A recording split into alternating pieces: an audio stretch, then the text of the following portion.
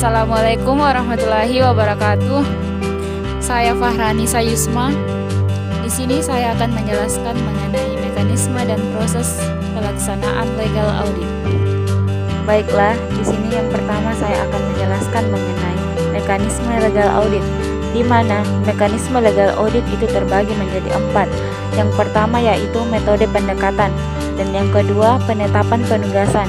Yang ketiga adalah pemberitahuan audit, dan yang terakhir adalah penelitian pendahuluan.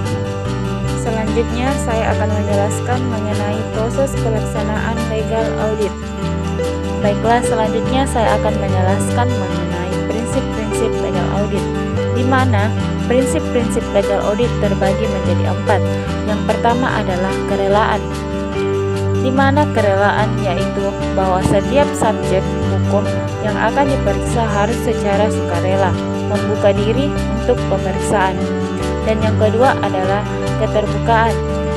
Keterbukaan yaitu bahwa subjek hukum yang akan diperiksa harus membuka diri seluas-luasnya agar pemeriksa dapat melakukan pekerjaan dengan baik. Dan yang ketiga adalah kerahasiaan, di mana kerahasiaan itu sendiri adalah bahwa setiap pemeriksaan merupakan kerahasiaan yang hanya akan diketahui oleh pihak pemeriksa dan pihak yang diperiksa sampai pada saat kewajiban atau kebutuhan untuk membuka informasi tersebut. Dan yang terakhir adalah tanggung jawab, di mana tanggung jawab yaitu bahwa pihak yang diperiksa bertanggung jawab penuh terhadap hasil legal audit. Baiklah, selanjutnya saya akan menjelaskan mengenai tahap-tahap dalam pelaksanaan legal audit. Nah, di sini terdapat beberapa tahap. Yang pertama yang saya jelaskan adalah tanda tangan confidentiality agreement, di mana confidentiality agreement dikenal juga sebagai perjanjian non pengungkapan atau perjanjian kerahasiaan.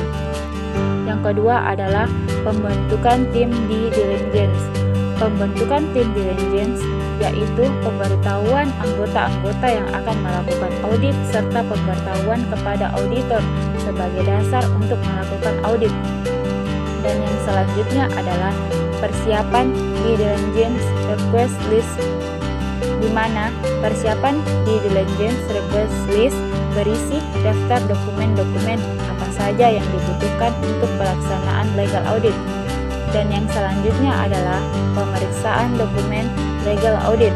Nah, di sini yang harus dilakukan secara teliti dan seksama dengan meliputi hal-hal seperti fisik perusahaan, kelengkapan dokumen, serta kondisi objek transaksi. Baiklah, kita masuk pada pembahasan terakhir.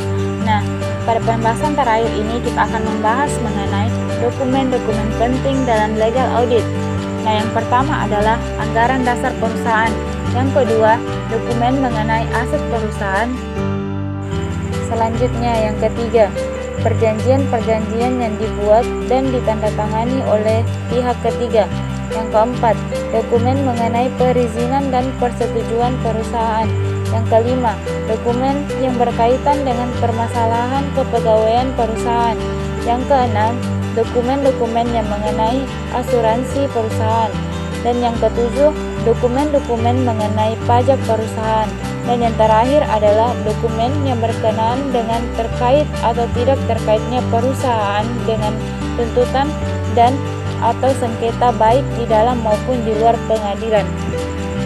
Nah, itulah tadi beberapa materi yang sempat saya bawakan tentang mekanisme dan proses pelaksanaan dalam legal audit. Kurang lebihnya mohon dimaafkan. Jangan lupa jaga kesehatan.